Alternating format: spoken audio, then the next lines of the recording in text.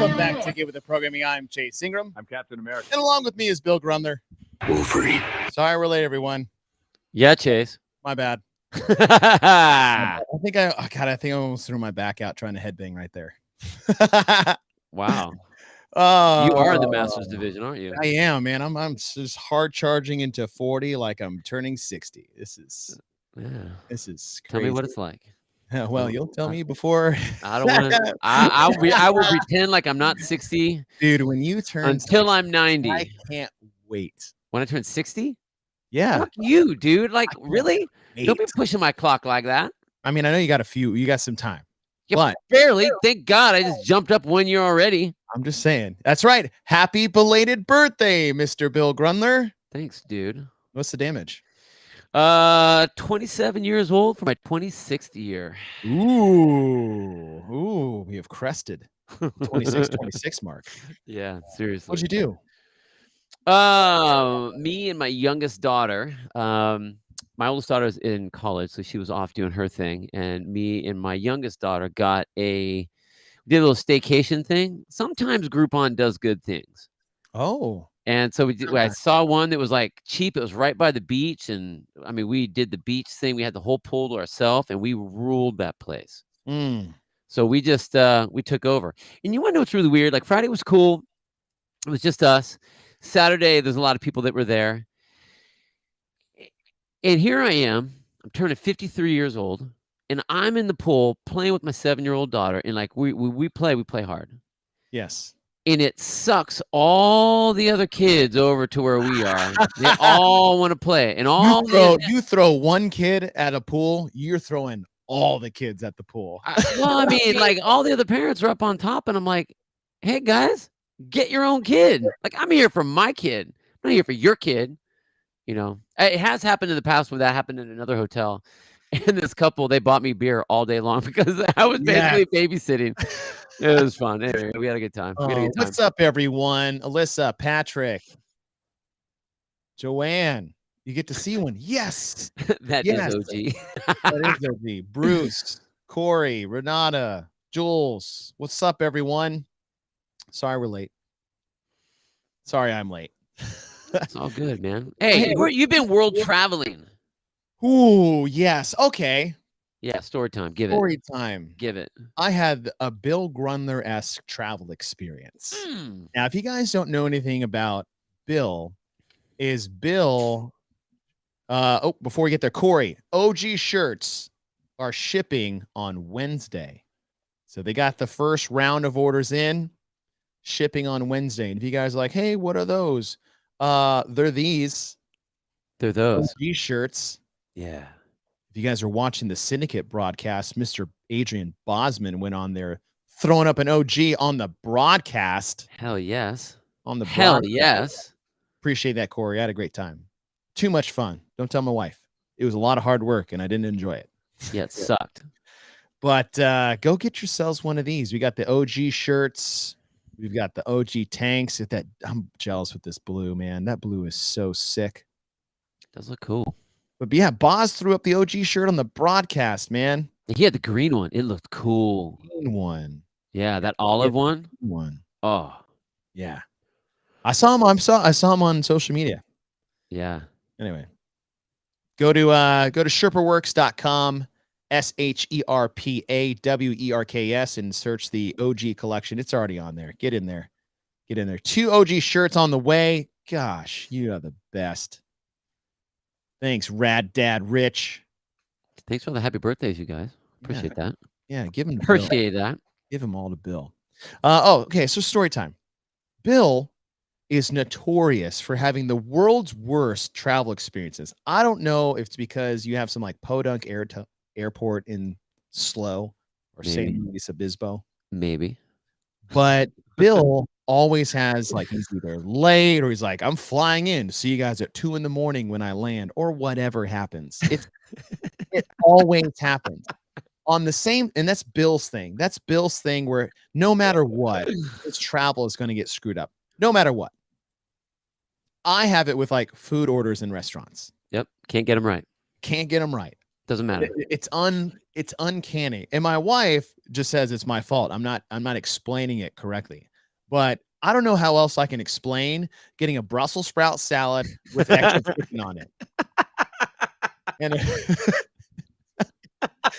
this is actually a legitimate thing in, like, This is Wadapalooza. Wadapalooza. I'm actually wearing Hey, that yeah, right you're now. wearing a Check Wadapalooza shirt. it out.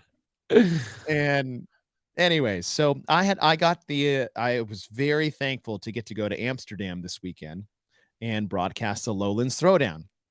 So I show up, they require you to be vaccinated, and I am. I got it over a year ago, and I was like, okay, cool. So I have my little card, and that's it. And I checked all the things that are required of you. And this is what I was told. I was like, okay, I'm good to go. I get to the airport in Dallas. I have a connecting flight in New York before I get to Amsterdam. That was my first screw up, was the flights that I picked. I was like, why do you have a connection flight? I was like, because that's the airline that they told me. They told me to use the Dutch airline, KLM, which Oh, was yeah. wonderful, by the way. Yeah. I was like, yeah, cool. She's like, you idiot. American Airlines flies there direct. The Dallas Fort Worth is the hub for American Airlines. They go direct all over the world. I'm like, no, they don't. She was right. Wow. So screw up number one, me getting no direct flights across the weekend. So get my 2 passports. They check my passport. They check my vaccination card, and then I send me off to New York. Meanwhile, my turnaround in New York is like 45 minutes. Oh, Idiot move dude. number 2. Wow. Terminal's broken. I have to exit the terminal and take a bus because it's all under construction to the next terminal. So there's an extra 10 minutes gone. I'm running up to my gate 10 minutes before the doors close. They're calling my name because I am the last person that has not boarded yet. And when doors close, for those of you guys that are in the airline industry, when doors close, they do not open. Right. And they close 15 minutes before the departure time, no matter what. So they're like, passport, here's my passport, vaccination card, here it is. And the lady goes, this isn't good. This isn't good enough. I'm like, what do you mean it's not good enough?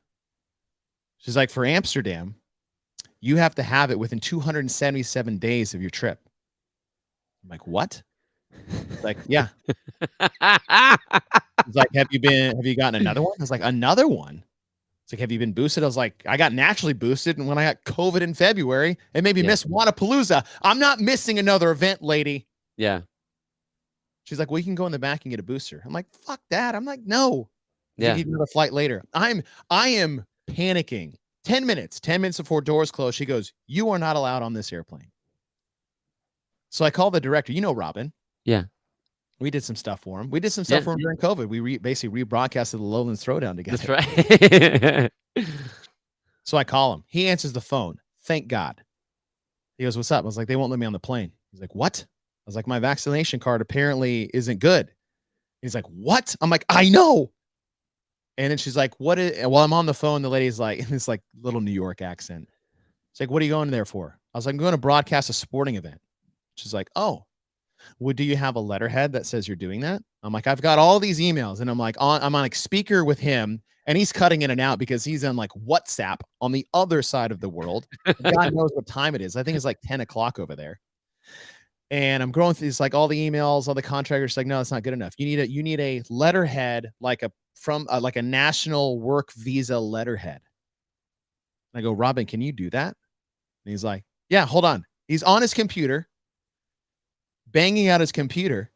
And the only reason why he had the letterhead, because Brian Friend needed one to get into the country. Because apparently, if you're doing work, especially for sporting events, you just need proof of that you're officially there for the sporting event. You don't need any of the other stuff? No. Like vaccination cards and all that other, like 3 minutes left to go before doors close. He goes, just send it to you. I pull up my email. I tap on my phone with the PDF. He just basically like put my name on the letterhead. Yeah. Like a national official approval. And she goes, good to go. See you on the plane. It's like, oh, like of all the things that had to go right there. 1, he had to answer the phone. 2, he needed to be awake. I guess that would be 1. Awake, answer the phone. Now he's running the competition. That dude didn't sleep for 4 straight days, obviously. Totally. But the fact that he was on his computer and already had the letterhead because he had to use one for Brian and put my name on it, and then they let it go. Oh, that's crazy. yeah. I don't think Brian was vaccinated, was he? No. So he just because he had the letterhead, it was all good. Exemption. There's a weird working exemption, especially for sporting events there, because they like love sporting events. What's up, Stefan? What's up, Stefan? Now on the way back, like, hey, Amsterdam security is terrible. And I guess what happened, and this is what people told me all weekend, it's terrible. It takes forever. It takes like almost an hour and a half to get through it. And I guess during COVID, nobody came back to work at the airport. So they're severely understaffed. And someone is like, I talked to someone who works there and he says it can take as long as an hour and a half to get through. I was like, damn, that's a lot. I'll get there 2 hours early. So I got there 2 hours early. And when I walked in, I was a little nervous. And I walked in and there's nobody at the ticketing counter. Nobody. I was like, oh, all right. It's early morning. It's like 9:45. Then my flight's at 9:45. Run up. And even if you have a COVID test, no, it's not. You couldn't prove that you had a negative COVID test. You either could have a vaccination card. This is Renata's question. Yeah. You had to be vaccinated or prove that you got it and recovered from it within like 90 days. So stupid. I know. So stupid. It was crazy. I was like, well, I was like, I got COVID. I got COVID back in February. Like, I don't need a booster. I already got it. I got the best booster. I got it. She's like, do you have proof that you recovered from it? I was like, no. Yes, I'm standing here right now. States, yeah, exactly. The United States didn't send me a congratulations on surviving COVID certificate. You survived your cold. Congratulations. Yes. And so, okay, so on the way back, I get to the airport. No one in the ticket line. I was like, great. No, I would never say that, Corey. Liar. No, you know me. You would do this right here. Those of you that can see. That's different. That's a whole show on broadcast blow-ups. Mount Rush moment of Chase's broadcast blow-up. Drop the headset. So get to the airport. No one's in line. I'm like, great, we're good. Go to the line where you have to put your ticket pass to get into these gates. You put your pass down, they go green, the gates open, then you walk upstairs to security. That line took 10 minutes. There's 50 people in line. It took 10 minutes. There's 6 lanes. 2 of them are working, and 1 breaks every other person. So now I've lost 10 minutes to get just into the security checkpoint. Then when we get through it, there's a staircase that goes up, and she stops a group because no one's allowed to stand on the staircase. She's like, it's busy up there. You guys have to wait here. Now we wait in queue just to walk upstairs for 10 more minutes. I've now lost 20 minutes of my 2 hours. Now I go upstairs and there's a line and then there's a wall, and I don't know what's on the other side of the wall. I'm hoping on the other side of the wall is the one line that just goes right to the gate or the security things. I get to the wall, and Bill, I have never seen more people standing in one place in my entire life. It felt like Jon Snow right before the battle at Winterfell, where he fell off his horse and then the whole army was coming for him and he just like pulled out his sword. That's how I felt. I had an hour and a half until my flight, and I look at the line and I go, there is no fucking way I'm making this plane. And I'm an hour and a half out. There's 8 turnstile lines that are about 100 feet long, packed, and there are 2 security things open. 2. I went down, halfway back. It took a half hour. I had 6.5 more lanes to go. And I waited as long as I could.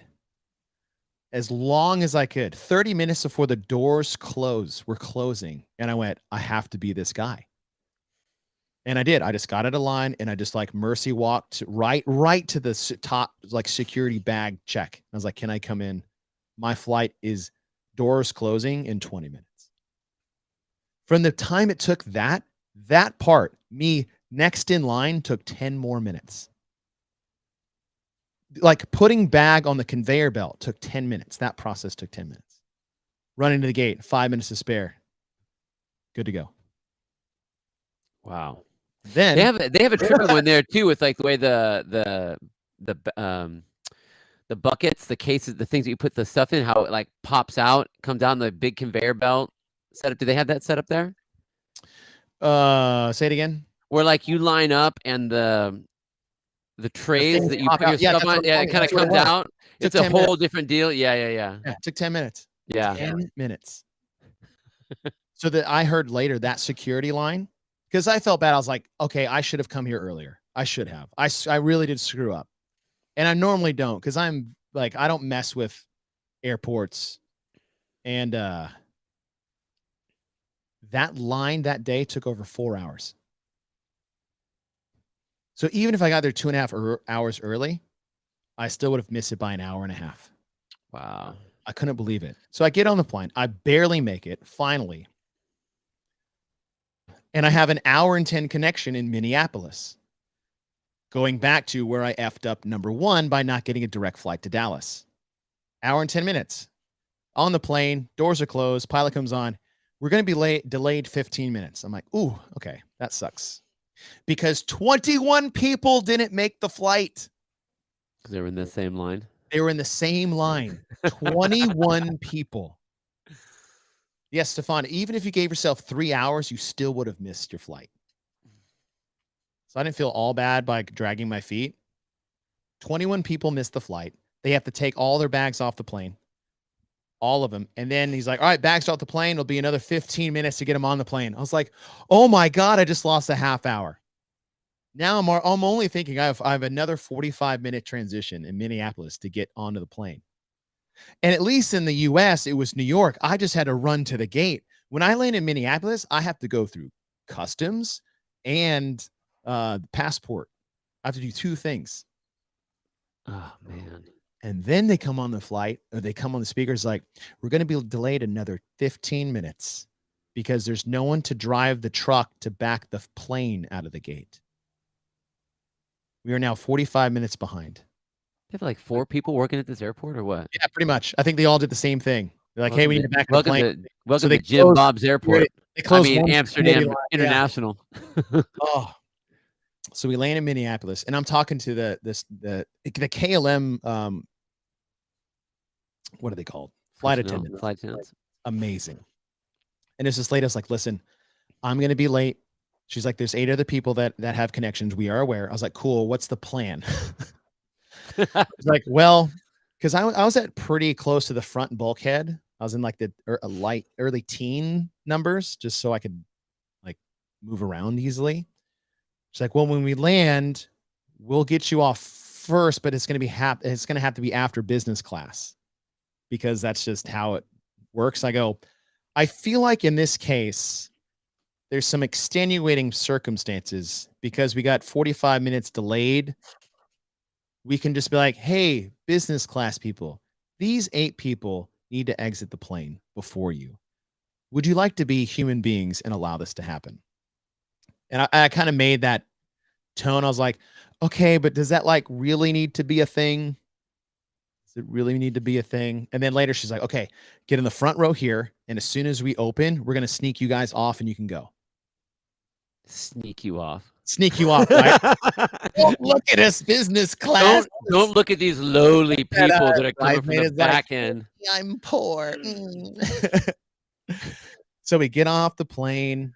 I'm running. I get to security where you're checking your passports. No one's there. I now have 30 minutes to doors close. I have to wait 5 minutes for one freaking lady to just lift her effing head up and be like, you can come over here. 5 minutes. Sitting there just tap dancing. She's doing nothing. Nothing. Get it? Run over. Passport. Why are you in Amsterdam? Work. Did you bring anything? No. I was like, where's G17? She's like, I don't know. I'm like, thanks for nothing. Gives me my passport back. I run to the security line that I now have to go down. It's 100 yards. I had to run down there, get there. They're like, hey, we're closed for a couple minutes. I go, you cannot be closed right now because we all have planes to get to, and we now have 12 minutes before the doors closed. And she goes, I'm sorry, but it's like it's 2 minutes. They're standing there, and there's this little rope. They're standing there. This is their job. They're there. And I went, lady, word for word, I will walk through the security line naked and leave my bags here to get on this plane. Like, I will prove I am carrying no weapons.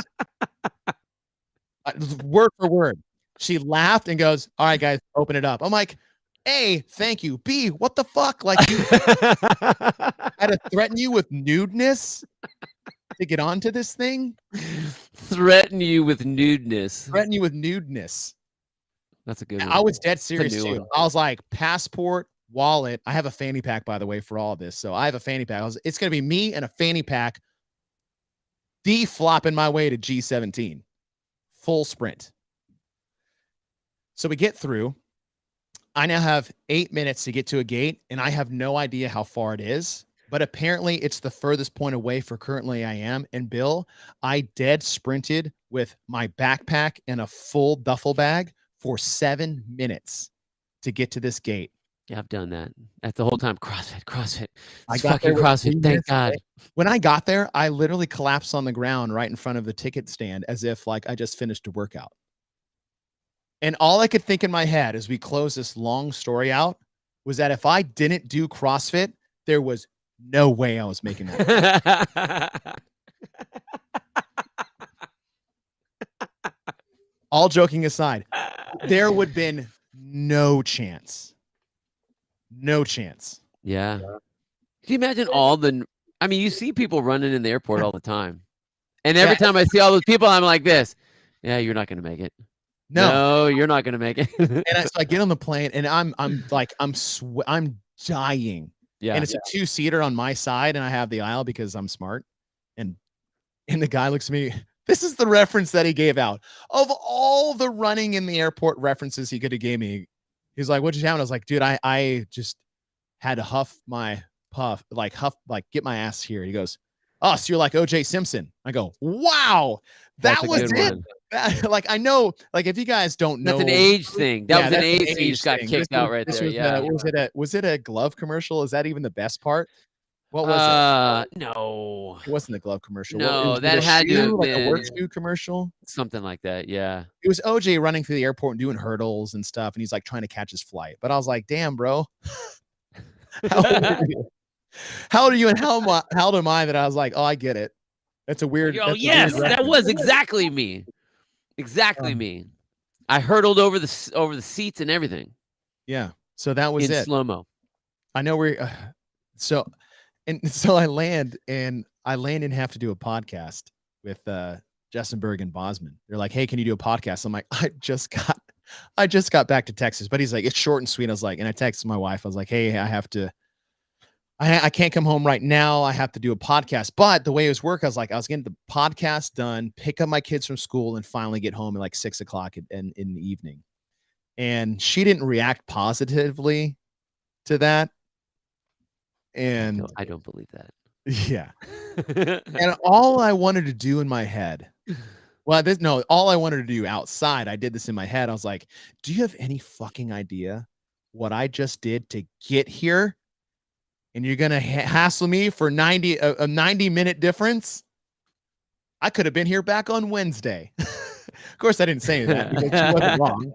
She wasn't wrong, but I still had things to do. But man, I know that was a long story, but it was a lot. Dude, I think I lost a year off my life on stress alone.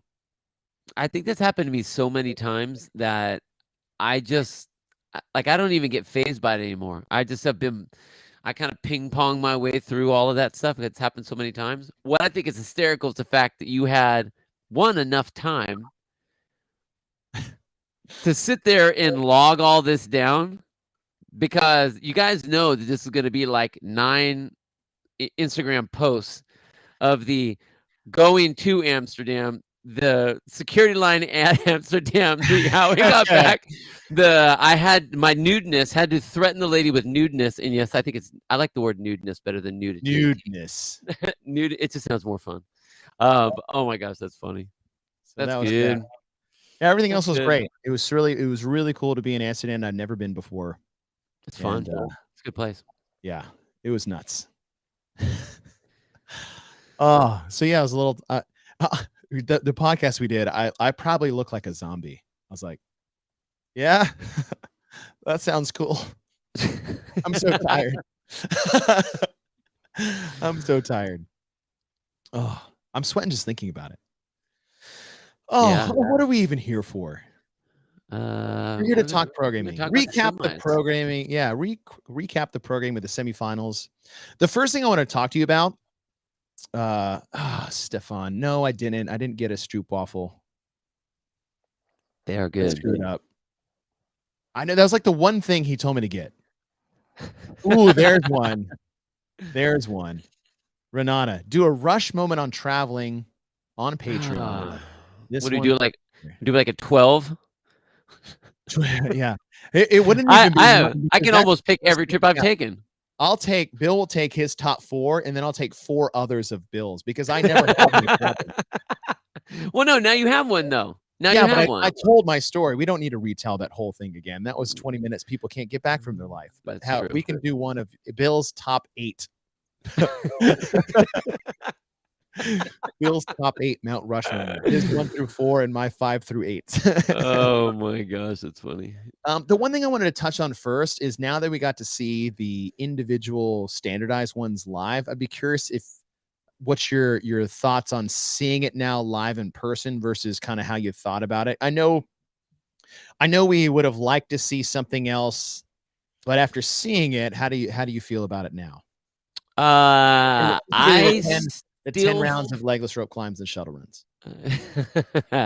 I still feel that even with the way the setup is, I feel like we are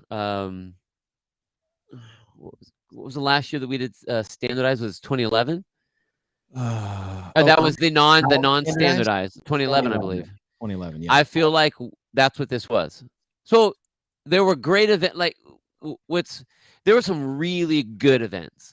No, I mean the rope climb specifically. We'll go through. Oh, you want to do just those 2? Well, I want to start there. Like after seeing that event. So I want to touch on those 2. How you feel about it, teams as well, and then the overall thing. With the rope. Okay, we'll start with the rope climb. I don't think it was exciting. I don't think it was a super good show of fitness compared to the other things that were offered. I feel like it forced the events to have to work around an event that I just seemed to. I don't think it really fit. I still, even when I was watching it, like I felt really bad about the Scott thing. And actually, I got hit up a lot when Scott announced what happened with his knee. I mean, I got hit a lot. Yeah, I mean, and someone actually asked me if it had to do with the rope length when I blew my knee out. And mine. I don't think that it was. There were people that thought that I hurt my ankle because I thought of the rope on the ground. Yeah. But mine was because I was pinching my thighs up at the top on the way down when I'm speed roping down, which turns my feet out.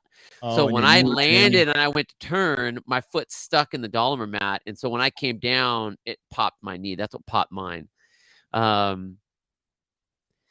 Again, it's not that I think that the event is a bad event. I don't think that it's a bad event. I just don't think that it was needed here, especially with all of the things that were leading up to that. I still, even with there were some great races. Yeah. I mean, it was cool to see what people were doing and all that, but rope climbs just happened. And I don't think that we gained anything by that. I don't think we gained anything by having it, honestly. I see that. A couple things on my end. I liked it better than the 2014 version. Why? Because of not having to move the pylon. It made it a more fixed race with shuttle runs and legless rope climbs. I thought they had, didn't they? The judge moved their pylon, didn't they? Not in 2014. No, 2014 they did. Well, we had to move them. In this one, I like that the judges moved the pylon, so they were getting a line. I think that added to the competitive element of the test. Whereas like move pylon, jog down, it was more about legless rope climbs then. This one made it more of a race. Yeah, but even from when you were watching, they weren't running. They weren't racing the run. One positive. Well, this year they were. You're trying. They were sprinting. I liked it. I'm saying I liked it better than 2014. Yeah. Okay. The one thing I cringed about is how bad the judging standards were across the board, especially on the women's side. For like legs touching? Legs touching or the little thigh squeeze. I'm like, why is nobody looking for that? That's the only thing I think about when Yeah. is the tap thigh grab or the hand over hand scoot with the I was gonna say something else, but Yeah. You got something grabbing down below? yeah. 3 Little, points of contact? yeah, like hand over hand pump action cooter climb. I don't know if you want to like that's the it's so obvious. Yeah. And there were some ones I saw a girl wrap her leg around the top of the rope and they still called it good. Really? Yeah. That crap was everywhere. There were times during the See that? So broadcast. how could the judging get worse? Hey, do you know that you can't spell legless without kegels? Kegel climbs. Kegel climbs. It was almost like doing pistols in the open. Like it was so fast and it got a little sloppy. That being said, I enjoyed watching it. I didn't hate it. I enjoyed it. So I'm not as down on it. Would I have been fine with something else? Yes.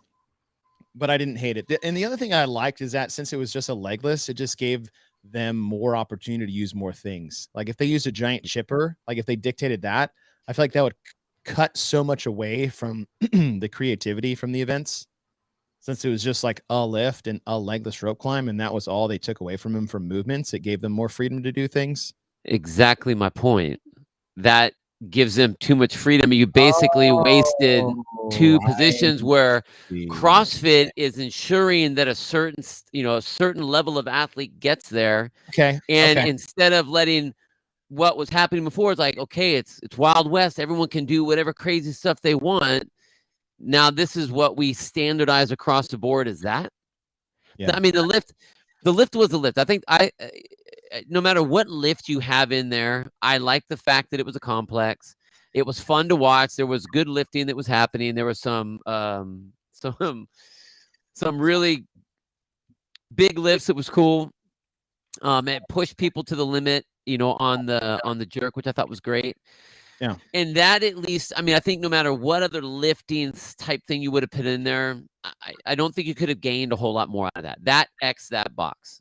I just think that the rope, and I don't think that that's a bad event. That's what's hard. It's not that it's a bad event, but it didn't do what it needed to do, which was standardized across the board. One, and then we didn't gain anything by repeating it. Two, and then we just did a bunch of rope climbs before that. Three. I just don't think it was needed. I see what you're saying. So again, don't hate the event. Just don't like that it was in there. It could have picked so many other things. That's kind of a theme of the Open and the quarterfinals. Totally. This entire year has been that. Every event, I'm like, yeah, I like this by itself. And then you put it together and you're like, I don't like this at all. Yeah, the whole puzzle doesn't look good. The pieces look great. It's like all the pieces fit perfectly together, but it's not the same puzzle. No. They're like all the wrong colors and all the wrong details. Okay. Let's see. Yeah, did you see that one? No. That was at the Syndicate. That girl caught the bar with her back. You didn't see that? Is that the one where she just got locked out over her head and fell flat on her face? Fell forward, yeah. So she stepped forward and then started buckling. Oh yeah, let me try to find this. I know what you're talking about. I have it on my phone right here because I was showing people. I'll put it up. I think someone put I think Make Wants Right Again did this. Or was it Wad Zombie? Someone made a meme about it, which is pretty funny. Anyways, yeah, I saw that post and I was like, what just happened? You like that as the test that they had? Did you like that as the strength event? Yeah, I did. Okay. I did. I did too. I think I didn't understand why some people didn't like that. I mean, you have to have a strength test, I think. I think that's totally appropriate to do that. It's better than just a single 1 rep. I mean, you still have there's a little bit more of a conditioning element to it, a stamina element to it, and then the strength, obviously. So I thought it was good. Anytime you do a complex like that, I'm more in favor of that, unless you're going to do multiple reps of a lift. Or you have a bigger breadth of tests. So if you only have Right. if If you have like 15 tests, okay, you can 1 rep it. That's fine. yeah, you put a one. You should test absolute one-off strength in a 15 event test, and that's what the CrossFit Games is for. But this field was vetted with the other total, which we like to call the CrossFit total. So they had 3 different tests of maxes that were all very similar in maximal weights. And then you do this complex, which is an absolute display of strength and efficiency. There's the other thing too, is like, if it's just a 1 rep max clean and jerk, you can still fake shitty technique. In this complex, you cannot. You can have 3 ugly cleans and then maybe like suck up 2 more squats, but you're not hitting that jerk unless you have the technique to do so. I thought it was a great test. And I love that they standardized the lift across all semifinals. I think that was and we've said that before. We believe CrossFit had to do that, and I think they did a great job with this event. And that's what's so crazy about, okay, CrossFit standardized across all the athletes, that piece. They took care of that. And then you have the rope climb event, and you missed everything. Like, it was a whole opportunity to, again, decide. And, I think in one of our podcasts, we talked about that they should standardize the gymnastic piece, which, okay, granted, rope climbs is gymnastic, but we already did that. I think that was a miss on that one. But yeah, the lift was great. What about where Eric has this question, where events put it? Do you think CrossFit should have given them the events and where to put them? Because the events got to put the events, the standardized events wherever they wanted. Yeah, I do. Like, if it was where you wanted it. Well, I think with all of the talk about how CrossFit was supposed to help the events with a general, layout and make sure that everything's good and make sure that everything works out right, just giving them basically 2 events and then giving a cross on, like, okay, those events are fine. That's very sanctional-ish. They didn't. I mean, they didn't do. I don't think they did what they were going to do. If they're going to help organize that, but allow the events to showcase their flavor, which is fine, then say, okay, here are the events. Here's the event styles that we're looking for. You have to have these time domains. You have to have these things. Here's where you're putting the rope climb. Here's where you're going to put the strength. Yeah. You work around that. Tell us what you have. Okay, now you have those. Okay, that checks, that checks, that checks, that checks. This one doesn't work. Make sure you kind of go this way and do that. John has a question. What do you think was a better technique, the touch and go or the catch at your knee? Like, where you basically go to the hang and reset and then go touch and go from there. Totally depends on the athlete, first of all. Myself, if I knew that I was going to miss the clean on the second part, because on that third rep, I would go to the knees at the second one to try to make sure I could get a good grip on that. I mean, I know you couldn't stop. They wouldn't let you stop, right? Yeah. Oh, you could. Okay. Well, so then if that was the case, floor or at any point in time before I hit the floor. Yeah, like you could sit there in the rack position, or you could sit there in the hang position. You just kind of put it in your hip crease and do like the hand regrip thing. I still think you could not re-grip, but you could retension your hands to make sure you have a good enough grip. Make sure you have your hook grip. So I think you could do that. But I know that I wouldn't want to be hanging there under a lot of time under tension myself. Yeah. I thought it was great watching the athletes do power clean on the first one, and then the two squat cleans, because then they don't have to pull it up as high. Yeah. Using their legs going into the front squats. And then, I mean, a lot of big jerks, man. Wow. I saw a lot of big jerks on men's side, the women's side. It was nuts. Yeah. Does anyone have a compiled list of all the lifts and legless times? Yeah, there are some being made. I know of a few people that are doing it. The Tyler Taylor, the morning chalk up. I'm sure Brian Friend is doing some stuff. And then Mike Kaplan, I believe that's his name. Camplin. I can't remember off the top of my head. I know he's doing stuff as well. So it'll be out there. Whether CrossFit does or doesn't, I don't know. I still don't think they can do it for the legless event because not all the floors and process was the same. That's a problem. Yeah. I mean, they're a That little is a different. They're not going against each other, but still. again, if you're Back gonna in the day, it was standardize, you same. standardize. Yeah, yeah. I'm with you. I love the complex. I thought it was a great test. I thought it was really fun to watch. And it just displayed so many facets of strength that was necessary to test outside of a 1 rep max. Now, this question just came up. I think it was Alyssa, more of a statement, but hopefully, and we'll get there after 4 semifinals of weekends, but it says, hopefully there's no single lift in the last chance. And I couldn't agree more because last year, the Lance Test qualifier was 4 events and they had like a 3 rep or 5 rep max dead stop deadlift test. Yeah. And in my opinion, in quarterfinals, you tested 3 max lifts. In semifinals, you tested 1 max complex.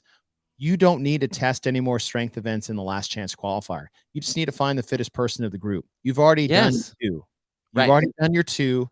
And if you think about the CrossFit Games, like they don't have 3 different isolated strength tests. They don't. Unless you do the final event of last year's last chance qualifier, which was perfect when it was an ascending ladder of skills Yeah. and reps and lifts. And I think that if there should be weight in the last chance events, but not a lift. Like it should be like, okay, we know we have badasses that are here. They just missed the shot to go to the games. So now let's make them push some weight for some speed. Yeah. You Chad, the know, finish not line at Syndicate was actually that floor was shorter than the other ones. huh. They actually had to change the distance for the shuttle run because of that arena, I believe, for all the other ones. They actually had to change their whole floor plan because of that event. Syndicate did. So let's see. Stefan said, I think it's unfair to compare Rich and Annie's teams on the same playing field. Yeah, we're not doing that. The environments are different. They both won all 6 events, which is just insane.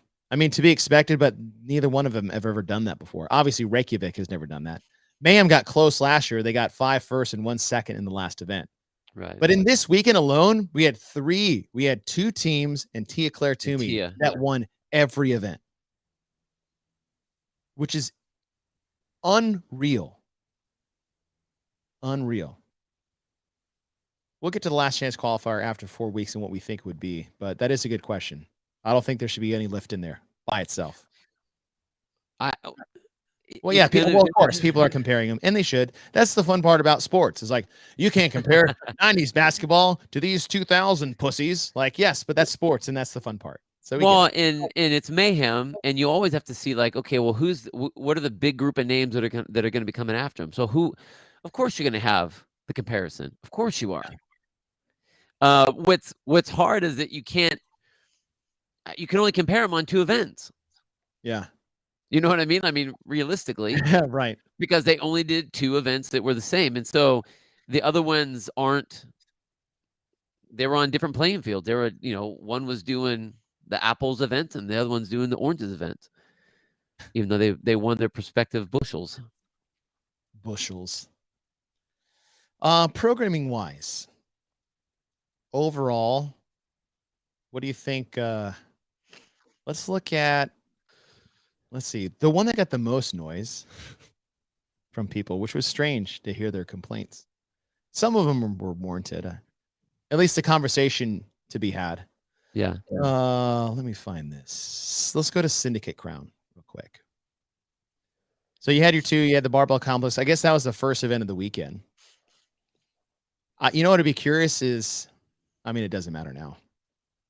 how Haley would have finished if it was like on day 2. Because at Lowlands, it was event 4, is the final event of day 2. And since like everybody's fresh, of course, everyone's going to lift that much more. Right.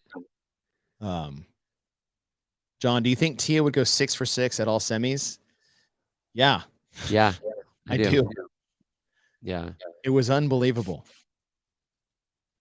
Unbelievable. Syndicate. Okay, so Oregon Trail. 30 cal echo bike, tank push, 30 dumbbell burpee deadlifts, push, 20 echo bike, push. Basically a dumbbell complex of sorts. And this is one of those is the gripe here for some people was all the events, 3 of them were very similar. They had a monostructural machine with an odd object weightlifting movement and body weight movement.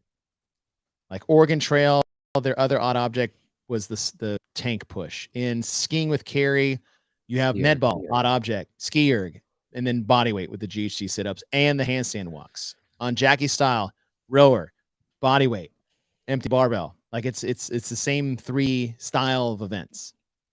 And I agree. And it's one of those like I like these a lot individually in a silo, but I can see where there is not a lot of difference between the 3 tests. Just because you have, and I'm saying not because, and this is where I want to expand, and I like you take it right there because you're 100% right. Is when it's like, oh, they're just a bunch of couplets in under 5 minutes. It's like, yes, but not every couplet is created equal. Neither are these. So I'm saying is like, I see where people are coming from. I would like you to explain the differences between the 3 of them. Yeah, just because the basic ingredients might be the same doesn't mean that the cake's going to come out the same way. You know what I mean? That sounded very gross. That sounded. Anyway, I don't think it's bad that you have a machine, you have an odd object, you have a body weight. I don't think that those things are bad. The time frames on these are different, so the duration is going to be different. The intensity levels are going to be different. What I thought that these 3 events specifically were really interesting. I don't know why the torque tank is still being used. That's a good question. And that Mike Halpin, yeah, you. Your leaderboard. Do you have a take on the tank being used in an event? Yes, I do. It doesn't it doesn't make any sense to have an object that if you push lightly or you push hard, that it's going to be the same output. Like you either need to be penalized for going light or rewarded for going harder. I mean, that's what you'll have on an assault bike. I mean, yes, it's hard, but you get a lot more wattage out of it. You get more out of it by going faster and harder and being able to put that in there. We have seen it multiple times where this tank is not doing what it's supposed to be doing. That's the first thing. Second thing is, I don't know why we keep getting hung up on having to have a sled. We have seen so many times where, I mean, I love the tool for training. And that's what they always say, especially for the torque tank. Use it for training, not for competing. But I mean, you look at the floor, you look at the grass, you look at the moisture, you look at the paint on the ground, you look at the rubber. Whatever the contact is, it never seems to be exactly the same. And so because of that, you don't have the same race. With that being an issue, just take it out. You don't need it. There are other things you can do to get that same response. So I don't think that's needed. So I don't like that event because of that piece. I like the other stuff. I like the bike. I like the dumbbell work. I think that that's cool. I mean, they could have done something else with the torque tank. I mean, just could have put handstand walks in there and had him go across if he needed to. The Jackie style, I didn't hear this one time. They made a big deal about how the Jackie style in this event was, we did it in the regionals before, and now we're going to see how far everyone's advanced. And so what we're going to do is we're going to smack you in the face and hit you, with 2 of them. But no one time said that the Masters did this as an online qualifier event in 2015. Right. We did back-to-back Jackie. We didn't do it up and then down. We just did it back-to-back. So we did 1,050-30, 1,050-30. So you had a bunch of old people doing this way back in the day. So Old mean, people. yeah, a bunch of old people. It's all right. I'm an old person. I can say that. I think that it was cool what it was. I liked it. Um, man, there were so many interesting things to watch. Dude, Chrissy Aramo O'Connell, badass. Ah, she's so badass. I loved watching her work, and it was so interesting watching her. Just if you saw it, and you probably didn't get a chance to, but if you saw her go through her thrusters, No, I didn't. crushed her thrusters so hard, like she stayed ahead of Haley because of the speed on her thrusters. Oh wow. To where when she got on the row at the end, her legs barely bent. He was all back. And I didn't hear anyone say anything about that. Like her legs barely bent. It was all pulling from the back because she's like, that's what I thought was so great was, on the pull-ups you do all the pulling, and then you shut that piece down. Then on the thrusters you use all legs, and then you shut that piece down. And then for the row you use everything you haven't used. You already did your pulling. Your legs are shot from the thruster, so it's like all back. And she just went nuts on that. It was awesome. Awesome. I like that one a lot. And then the skiing with Karen, I mean, that's about all he did, John. Yeah. So I feel bad. I mean, but I don't feel bad. I mean, like Ben's been in the game a long time. Like he's had his time, man. Like the guy, no matter how bad he does, the dude's a legend. He didn't do bad. He got 13th. Yeah. They complain a lot about the programming. Yeah. There's 80 people watching. You guys are crazy. Been dressed in full dad attire. Here's the thing. Ben Smith has been dressed in full dad attire since 2008. Like, right. Since he was like 15 at all. Like him turning into a dad changed nothing. Yeah. Skiing with Karen I thought was pretty cool with the skier going one way, and then having that added GHD on top of that. I mean, I know the bullshit GHD sit-ups that some people are doing. Well, how have we not learned? How have we not learned from watching these things before? We've seen people shorten the range of motion sitting on top of the pad. We saw that 5 years ago, and then all of a sudden, well, longer than that, actually, I think 6 years ago. Yeah. And we're right back to doing that. And now it's okay. Come on, man. Did we all forget? Did we forget? Like we're forgetting the things that we've already done. Yeah. But I like the event. I thought that one. I like that one as a long chipper. I like that one. I thought that was cool. Yeah. Thanks, Bruce. Yeah, gang, do us a favor. It actually helps the podcast tremendously if you hit that like button and you subscribe. And I don't care what Savon says about me saying shit like that. We appreciate it. It's just right there at the bottom. Click, and then put in a comment. Talk some shit about the Torque Tank.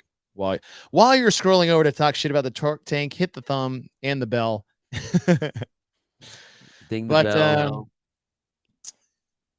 You're right. And yes, do these 3 events in particular, Jackie Style, Skiing with Karen, and Oregon Trail, all have similar movements, patterns, modalities, concepts, time domain 12, 15, 25. Yes, I get it. Are they the same events? No. Like there's a big difference between an empty barbell thruster and a 1,000-meter row buy-in than echo bike cows, tank pushes, and anything with dumbbells. And the Skiing with Karen is like even the other side of the world. I hated that they let them do that GHD sit up. Oh, Wad Zombie, bless you. Bless you with that. Oh, thanks, dude. And this is me because I'm me and I'm being biased here, but I love Skiing with Karen. That was one of my favorite ones of the weekend. No, I think it's a and Oregon Trail. I like those. I would enjoy those. The thing is like when you let an athlete do GHD sit-ups like that, it completely changes the movement. Like it completely changes it. Like the stimulus isn't the same. And Adrian Conway made a post about this actually. If you haven't seen, go see it because he's 100% spot on. And he made this wonderful analogy. Is like just because you're going through the same range of motion, and you're hitting all the standards, it does not mean you're doing the same movement. The reason why the GHD sucks is because it's smoking your core, but you're not using your abs. It's blowing up your legs because you're supposed to be using those to get it done. And the breadth of range of motion is the stimulus of the movement. The difference between sitting on top and putting your knees out, just because you still got the same range of motion, was he made an example was take a thruster, same weight, same range of motion, but instead of a front rack, you do a back rack. That's the difference. I would do back rack thrusters all day long. Oh yeah. But the hard part about a thruster is that it has to sit in the front rack position, and my arms are getting blown up, and I can't breathe, and my heart rate's elevated. And I put it on my back, it makes a completely difference. And that is the difference between the two. And it should not have been allowed. No. At all. And I don't know how it wasn't seen. That's what I mean. I don't blame the athletes doing it. You're as an athlete, you play to what your judge is going to allow. If they're going to let you do it, as an athlete, you're going to do it. Thank you, Joanne. But that's and again the idea of what we're going to do with the judges. I mean, I feel bad. I don't want to bag on the judges. I hate to do that. But the head judge should have come around, and that should have been the first thing they said. Unless they don't care. Like, I'm not putting that on the judges of not to look out for that. I'm putting it on the competition director that just allowed it. Well, the head judge should have seen that, or it should have been that should have been the briefing to the judges. That's what I'm saying is, like, I don't even think they were like, you let these go. I think they just said, we don't care what you do. Touch the ground, touch the pads. That's what I think would happen. I mean, if that's the case, then announce it. Say that. Yeah. I mean, when they do the athlete briefing and they tell all the athletes, okay, if that's what they said, look, I don't care. Then my ass would be on the inside of the pad. My rib cage would be on the top of the pad. My hands would be slapping the ground. That's it. Wesley, if you're joining just now, the GC sit-up is traditionally done. Well, it's supposed to be done. Not even like this is how you do the movement. Right. You're on a pad. Your butt goes on the back side of the pad closer to the floor, and your hips are free to move. So when people have back pain, it's because their hips are too far on top of the pad, and they're hinging at a joint that is not meant to hinge. Right. And so what they would do is they would sit on top of the pad, splay their knees out, and turn it more into like an ab mat sit-up, where they wouldn't use their legs at all and just like touch and reach. And so they're getting a leverage. And the reason why you do it is because it makes it way easier. Way easier. You shorten up the lever, it's a lot less weight you got to move. It's a different movement entirely as far as stimulus. And that's what we're saying is like that's not the same. It's not the same event anymore. It's supposed to be hard because you're coming off a skier, which is just that basically same GHD anterior crunch movement. You smash your abs, you blow their legs up, and then you say, good luck doing a GHD sit-up in the traditional sense. But when you cheat it like that, well, I'll say when you work around it like that, they weren't cheating because they were given free rein. Allowed. Yeah. Right. So we're not saying they were cheating. When you manipulate the movement like that, then it completely changes the workout. That's why. Yeah. We're not saying it's a positive or negative. We're just saying that shouldn't have been allowed to be. But that's a great chipper, though. Hell yeah. I mean, that is a great chipper. Especially going the other way. Oh. And the handstand walks in there. Keep forgetting to talk about the handstands walk. It was awesome. Yeah. I love this event. I like Jackie's style. I like all of these events. I liked the final. I just hated the name. Because it wasn't that. It wasn't King Kong 2.0. Oh, I know. King Kong 2.0, where there's no deadlifts or cleans. Which was 2 of the 4 movements in King Kong. Like maybe they could have called it like Mothra or something like that instead, Can't call it Godzilla because there was another one of those too in there. But call it Mothra. Mothra. Or whatever. Yeah, Mothra. Godzilla. Wait, no, isn't there a Godzilla? There is a God. That's why I said you couldn't call it Godzilla. You have to call it something else. Yeah. But I like that event though.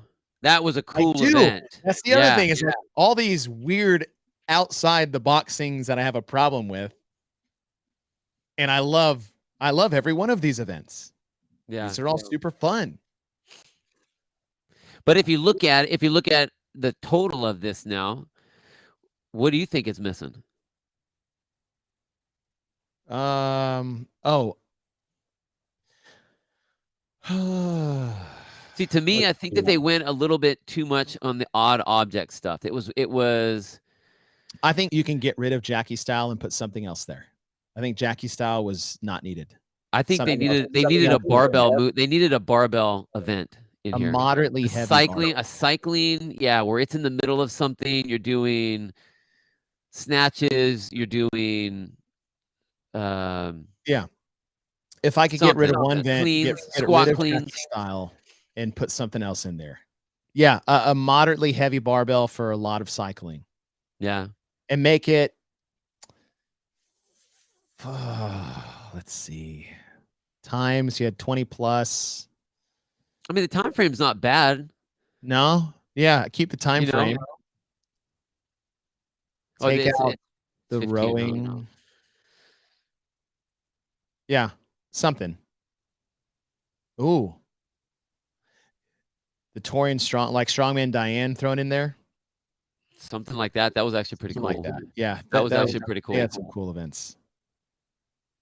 That was cool. Yeah. Yeah, that's the one I would take out and just replace it with something appropriate based off what we haven't done. And it could be thrusters and, I mean, what have we had so far? We had legless rope climbs. There's ring muscle ups in the final event. So yeah, maybe something. Let's see, GHD sit up skiers. You could have had some sort of like an increasing Fran. Oh, start off 21-21 at 135 and well, we did that in the open, kind of. Yeah, yeah. But I mean, you always have something like that, and then they do 15 at like 185. Well, they did do that song. We did talk about that. Yeah. But that's what it is. All the other things, yeah. I honestly think you replace that one, and there's really little to piss and moan about. Well, take the torque tank out. What would you put in there instead? Anything. I mean, you could have had double unders in that. You could have had oh yeah. Walking lunges with the dumbbells to walk down to the other end or something like that. Yeah. I like that. Okay. Forward somersaults. Forward somersault. All right, let's look overhead walking lunges. Yeah. I like that one, zombie. Yeah. That'd have been cool. Let's look at Torium Pro while I'm here. Event 1 was that oh yes, it was the King's Ransom. Is that it? Let's see, I think it's at the bottom here. King Arthur. Yeah. The chipper, basically a beefed up chipper from the games. When was that chipper? I can't remember. 15 overhead squats, 15 burpee box jump overs, 15 thrusters, 15 power cleans, 15 ring muscle ups, 1500 meter run, and then back up the line. That's when Tia was just a different person, when she decided to come into the stadium after the run and do 15 unbroken muscle ups on their way back. Yeah. No one else did that, including the men. No one else did that. She is completely untouchable. Again, completely untouchable. Yes. Like, you just have to make up horrific scenarios that she wouldn't be able to get it. What was fun watching her was she and we started saying this last year, that she was making up her own events within the event. Yeah. Oh, let me see how I'm going to challenge myself this way. Let me see what I'm going to do here. Let me see if I can do all 15 unbroken. Like, where you all of a sudden start to see her kind of buckle over because she's tired.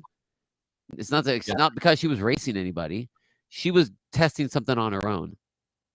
Like, it looked like a training day. She was testing herself against the programmers. Yeah. Well, and the one that she blew out, the one that was not supposed to be done in 2 rounds, and she finishes it in 2 rounds and flips the dude off.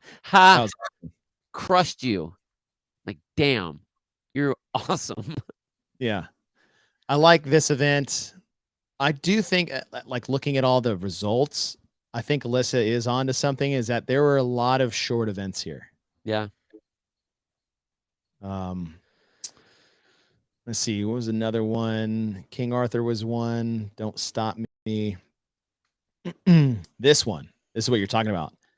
2 minutes, 15 chest bar pull-ups, 15 and 10 echo bike cows, then max snatches at 47 and 34 kilograms, which I think is like 175. Rest 2 minutes and repeat until 60 snatches are completed. The round cap is 4. Yeah. I like it. Yeah. I like this one a lot. It is say you compare it to another short event. It is, but it's a totally different event. Yeah. I don't think intervals count the same. The intensity is through the roof compared to, like, even if you were to make a 5-minute race. If you were to put a 5-minute time cap or a 6-minute time cap on something, when you're all out for 2 minutes with 2-minute rest and all out again for 2 minutes, even though you may have a working time of 6 minutes, say, that the intensity, the stimulus is way different. Yeah. Intervals are nasty. Oh, dude. Nasty. Yeah. But she did not, like, Tia did not make this look nasty at all. She basically was like, "Oh, all right, let me go ahead and finish it." 2 rounds. Told you I could do it. Let's see. Strongman Diane. That was event 5. Regional. Ricky Garrard almost died in the first event. Did you see that? Dude, that guy, he just has a hard time keeping food down. He did the same thing at the Wadapalooza too. It was so bomb. I know. Stop making it harder on yourself. 1, 3, 5. Strongman Diane. This one was cool. 21 strict deficit handstand push-ups, Husafel back carry, 15 strict deficit handstand push-ups, kettlebell farmer carry, 9 strict deficit, and then the yoke carry. Yeah. That's cool. That's the kind of Diane I'm talking about. No deadlift.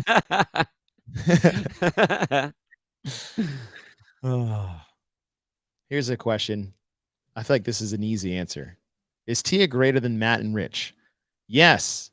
Combined. Yeah. Compared to the field? Absolutely. Yes.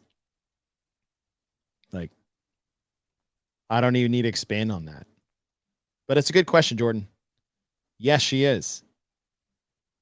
It's unreal. And it's crazy to say that so, like, cavalier. You know, okay, so take without even like the conversation. Take this flip of that question. Is it that they are that much better? Is Tia that much better than everyone relative to the field? Or were there more people when Matt and Rich were kind of in their heyday? Like, was the field deep enough? Was the field deeper there versus what Tia has to deal with? No. Not I mean, Rich's. I don't see. Like, I can't pick an event where I would go, oh yeah, Tia just has to kind of like, she just has to do okay on this one. And if we go to the games and the producer's like, who are your 2 athletes you want to think they're going to win? I will never not pick Tia for one of them. Totally. Tia doesn't have a weakness. None. Not even one. None. And there's not even one who's like, oh, she'll be okay at this. Maybe she'll struggle. There isn't one. I can't think of a single thing other than maybe like a 1 mile handstand walk. Wad Zombie, no way.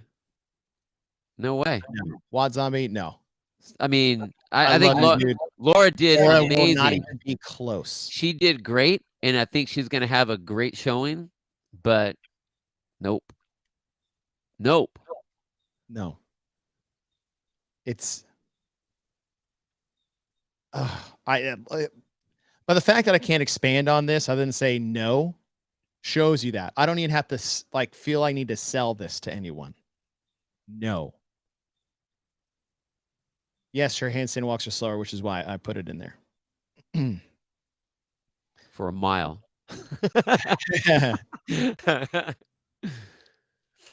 Mike, you know what I would like to see? Tia against the men at Torian with their weights.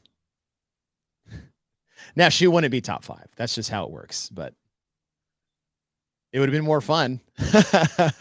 Been damn impressive. Jeez. The last one here at Torian was their finale. Let's see. I like their finale. Oh, I just went past it. Oh, it's here at the top. These are the finales I like. 1,000-meter row, 100 double unders, 1 or 10 deadlifts at 185 and 125, which is like over 400 pounds and 275 for the women. I think it's like 405 and 275, basically. And it's With that awesome little at because the end. you have to Sorry, go ahead. sell the row. Yeah, that's what I'm gonna say is like, this isn't one where you just like row buy-in.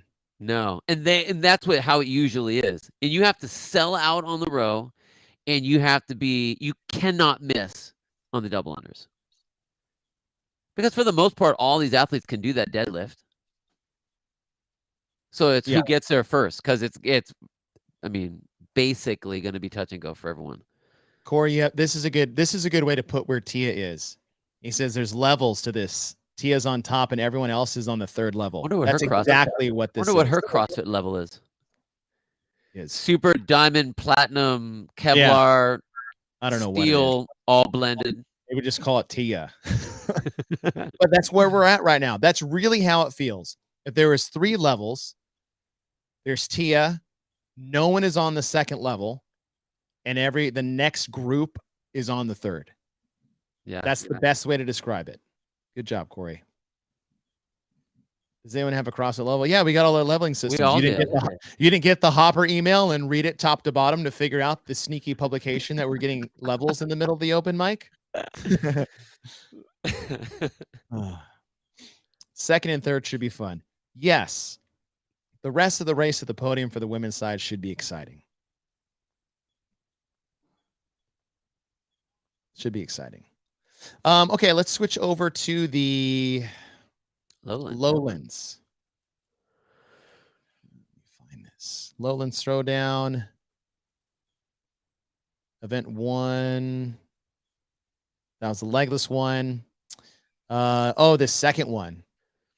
2 rounds, 1,200-meter air runner into 3 rounds of 12 axle bar deadlifts and a 6-meter out and back handstand walk around an obstacle and unbroken. And then after that, a 600-meter row at the end. This was actually a cool one. It was different in a lot of different ways. The axle bar really didn't throw anybody off. It was just a little wrinkle. But that row at the end was just mean. Like, congratulations, your 2 rounds are done. Enjoy this kick in the dick.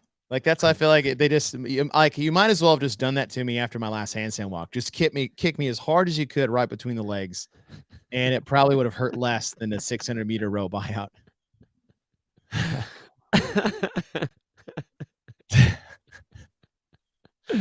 And God help me if you get there next to anyone at the same time. I'm like, damn it. That's the worst. Isn't that the worst feeling? To get to a monostructural element at the end, somewhere between 400 to 500 meters, and against someone for the win. Yeah, because that's when everyone makes those really cool faces. Eyes closed, you go away for that 2 minutes. You're selling your soul for that 600 meters. Yeah. It was brutal. The walk was cool. That was different around a cone. The problem is they had so many damn lines in the ground that it was like throwing athletes off. Yeah.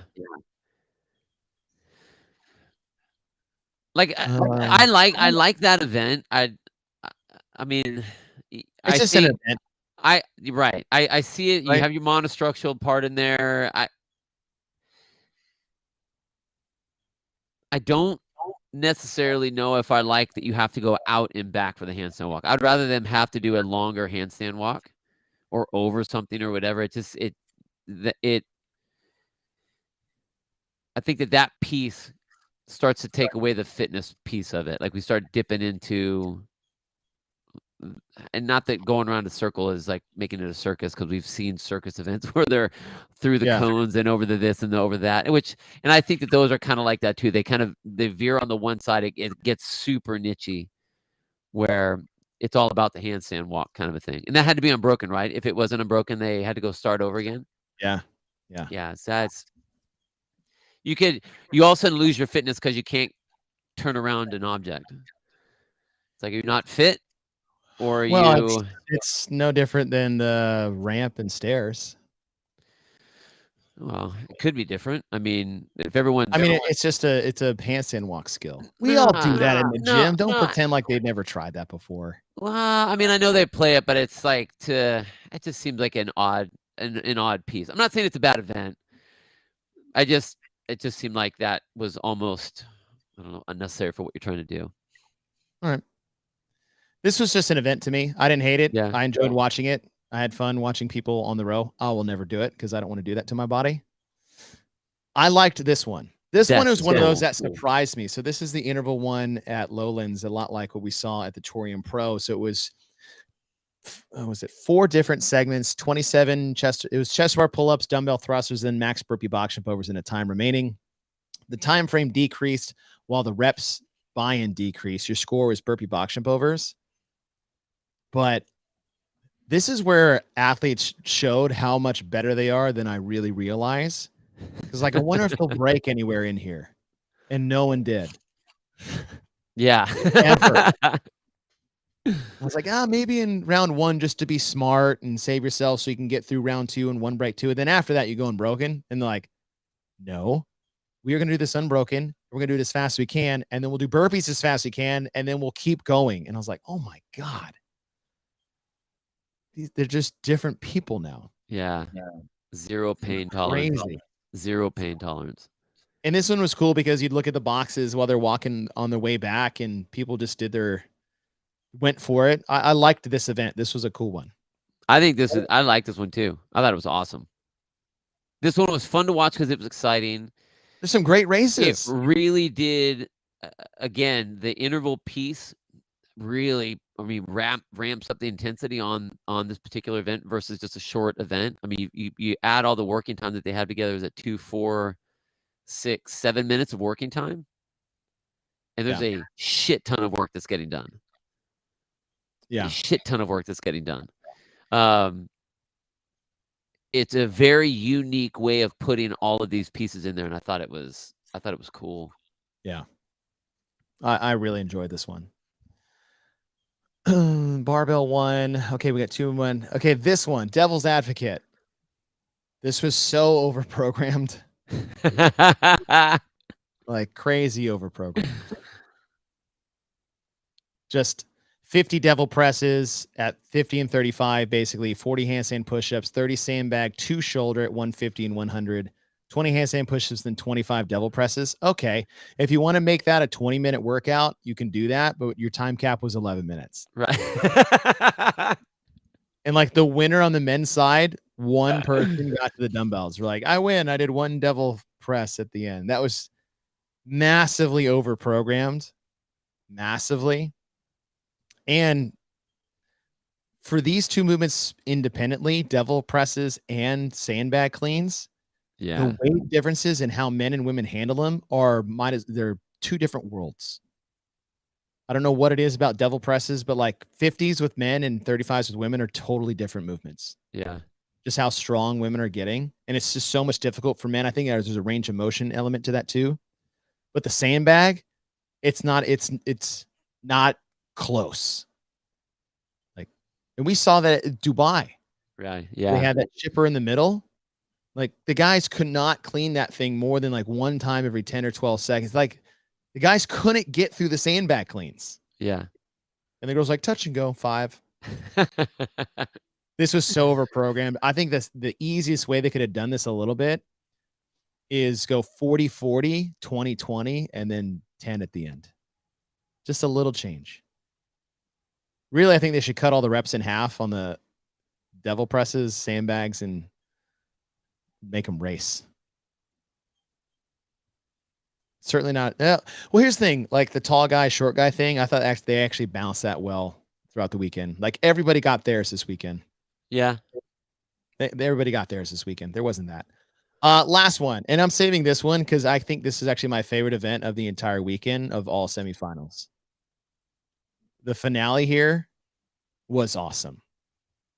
Like this is a classic regional finale. 40, 32 cal bike, 20, 16 bar muscle up, 10 overhead squats at 170 kilos or 225 and 155 basically. This was the exact opposite of what just happened. Right? We overprogrammed and overshot and really didn't know what we were doing in event 5. And this one was just like, mwah! I loved it. Absolutely loved it. Yeah, it did exactly what you would hope it would do. It pushed everyone to the limit in the overhead squat. And that's what was so great, because all these athletes are going to hammer the bike, and they all did. Then they have to go, okay, do I have enough to hold on to the bar and basically go unbroken or pretty damn close to that? And if I do, I cannot put the bar down. I mean, you saw what happened. That's what happened to Luca, is when the bar goes down, it's not a 5, 10, 15-second thing. It's a minute. Right. And you're in the race, and then you're not in the race. And I just love that it was fast enough and intense enough, and allowed and encouraged people to roll the dice and just be like, okay, if I want my shot, it's either you're all in or you're all out. That's just how it works. And that's what happened. You saw that. People made big jumps, or they just kicked themselves right out of the running. And I thought that was the way that a finale was supposed to cap off the weekend. It was a true, I mean, everybody pushed all their chips in. Everybody. Yeah. It was rad. And it was some of the best comebacks we've ever seen. Yeah. So Kyle said it. Kyle Landis, if you haven't seen it, just go watch. Go watch the last heat of men and last heat of women. It's totally worth taking the 10 minutes that it'll take to watch that. But it was chaos. Yeah. Because people were just racing to the bar because people were set up by singular points getting to that. Yep. Racing through the bike faster than they thought they could possibly do and hang on to the bar muscles and getting that bar, and people getting to like the 8th, 9th rep, then failing and then not being able to do another one. I didn't even know that Oldest Ubenix didn't finish the event. Oh, I didn't even see that. Wow. Yeah. And he was in second, and he almost missed out because of what Moritz Feibig did. Like at the end, Matt's like, Oldest didn't finish. I'm like, what? I thought he did finish. Yeah. You kind of know what happened, but you don't, Kyle. Go watch it. Go watch that one. You have to watch it. And before we hop off here, shout out to Will F. and Morad. Dude. 80 points out from James Sprague. And over 60 points out of a 5th place position. He was so far out, they didn't even highlight him before the heat started. And then they missed him. Like, no one knew what he was doing. I don't blame anybody. I would have been like, I was doing that. I was doing that on the broadcast. I even said, like, Moritz was going batshit crazy. I'm like, cool, we can watch that, but it doesn't matter because it's Munweiler and Luka Dukic and this Italian guy. Yeah. And we'd peek him, and we'd even go on top of him like, hey guys, we don't need to focus too much on him going for it because he's too far out, and all these guys are going to catch him. He was only 19 points out. Truthfully, I thought he was 29 points out. I did the math wrong. So thankfully, they were showing him more than I wanted them. I screwed up. I did the math wrong.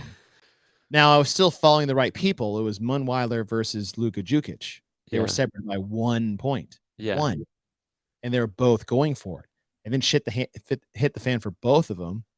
Yeah. And then after this Feibig's guy, he wins it. I'm like, okay, he wins it. And then after 2 minutes, I was like, uh-oh. No one is finishing this event like I thought they would. Now his score really matters. I didn't think it would based off who was there. And the same thing happened at Syndicate. Morad wins the event. No choice.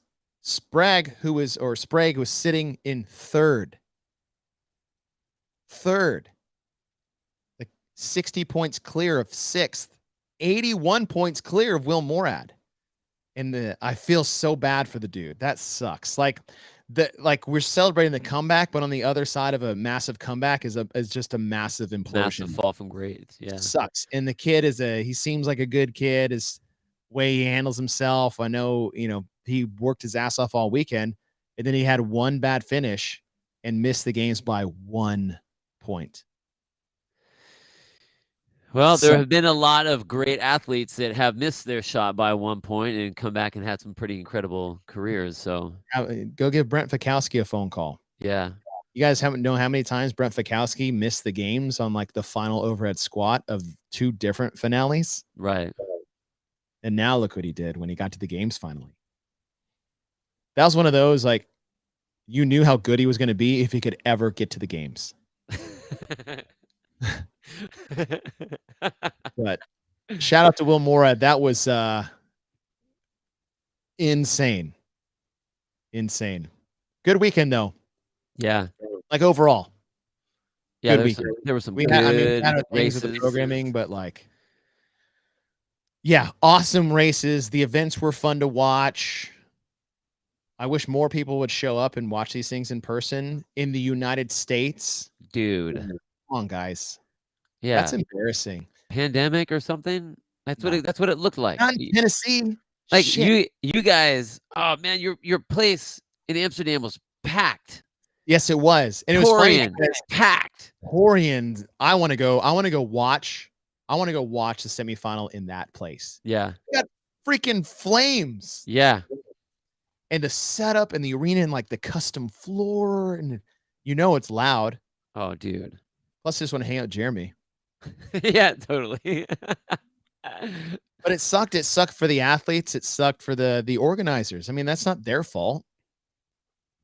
I really think the onus is on CrossFit putting 4 semifinals all in, like, the northeast corner of United States and southeast corner of Canada. There's no reason to have 2 Like, in in the this exact same box, if this place. box is North America, they're all here. That's where they are. Yeah, that was a mistake. Yeah, that was a mistake. And it was unfortunate to see because they deserve more than that.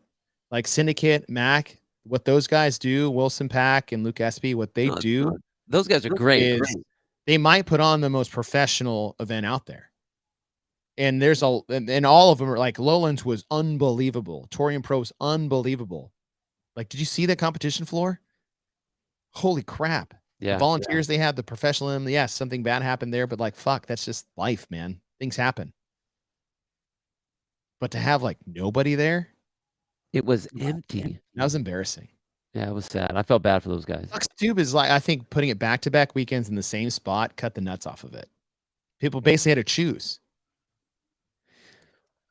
Right? Like how I don't know how that would ever be a good idea. I think the problem is like they're taking the brunt of saving CrossFit's ass. Who is? Wilson and Luke and the Syndicate. Because there wasn't another one out there that could do it in the time frame that they needed to turn around. And it's like, hey, we'll do it. They're like, we'll do it. You know, they bailed them out, and they're not getting anything for it. Well, that's messed up if that's the case. Yeah, that is the case. That is the case. And How they would were you- one of the how would- last ones announced, so they couldn't like get promotion to it. It's in the same building. It's back-to-back weekends.